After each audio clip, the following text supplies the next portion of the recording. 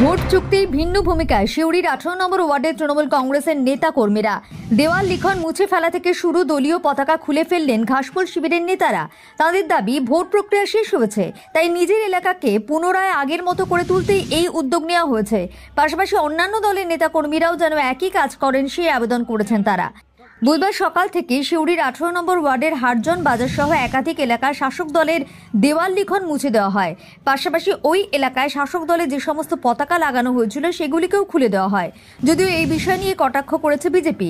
নয়, ব্যাপারটা ভোটের আগের দিন রাত্রে ওখানকার কাউন্সিলর তো নয়, কাউন্সিলর হাজব্যান্ড তার নেতৃত্বে বিজেপির ক্যাম্প ভাঙা হয়, নোংরামি হয় এবং তার প্রতিফল ভোটের দিন 13 মে তিনি পেয়ে গেছেন, বুঝতে পেরে গেছেন। তিনি যে কয়েক যোজন ভোটে পেছিয়ে সে মুখ লুকোবার একটা চেষ্টা, একটা নিজেদের আবার দেয়াল মুছে পুছে একটা লোকের সামনে একটা ডিসপ্লে করতে চাইছে যে আমি খুব ভদ্র স্বচ্ছ। ওনার কপালের দৈব ভোটের দিন হয়ে গেছে। সিউড়ি শহরের বোধহয় সেকেন্ড হাইয়েস্ট ভোটে উনি পেছিয়ে থাকবেন, সবচেয়ে হাইয়েস্ট ভোটে পেছাবে 1 নম্বর, তারপরে উনি 18 নম্বরে থাকবেন। একদম মুখ বাঁচাবার জন্য এসব করা, কোনো সিন নাই। 4 তারিখ অবধি অপেক্ষা করুন, তারপরে এদের যে কী দুরবস্থা হবে খেপা কুকুরের মতন, শুধু সেই সময় ছবিগুলো ঠিকঠাক তুলেন, আর কিছু বলছি না। বিজেপির বীরভূম সাংগঠনিক জেলার সভাপতি ধ্রুব সাহার দাবি, আসলে তৃণমূল বুঝে গিয়েছে যে তারা হেরে যাবে, তাই কোথাও জয়ের আগে বিজয় মিছিল করছে, তো কোথাও নিজেদের দেওয়াল লিখন নিজেরাই মুছে দিচ্ছে।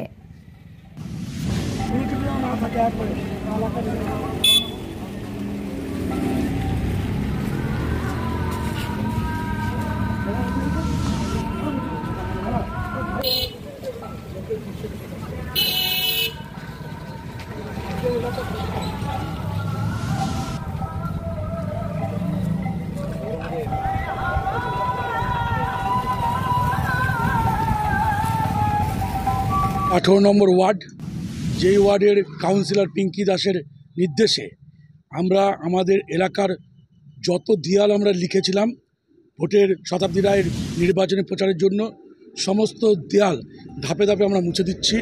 তার সঙ্গে সঙ্গে তৃণমূল কংগ্রেসের যা ফ্ল্যাগ ফেস্টুন লাগিয়েছিলাম সব আমরা খুলে এলাকার দৃশ্য দূষণ থেকে আমরা মুক্ত দিতে চাই।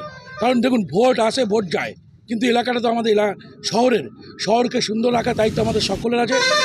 যেহেতু আমরা রাজনীতি দল, আমরা এই ভোটে ফ্ল্যাগ ফেস্টুন লাগিয়েছি, অন্যান্য দলরাও লাগিয়েছে।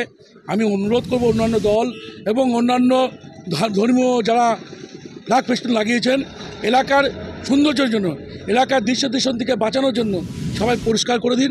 কারণ এলাকাটা আমাদের, শহরটা আমাদের, যাতে শহরটা সুন্দর থাকে।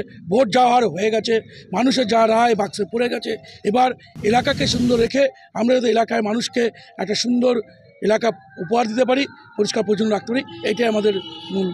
বিরোধীদের কি বলবেন?